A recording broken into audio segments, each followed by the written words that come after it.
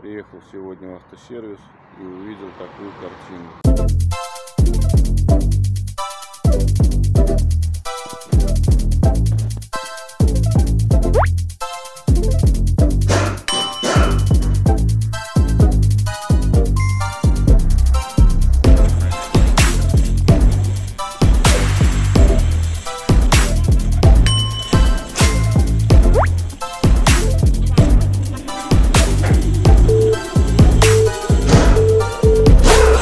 Кто знает, какой инструмент бережливого производства поможет решить этот вопрос.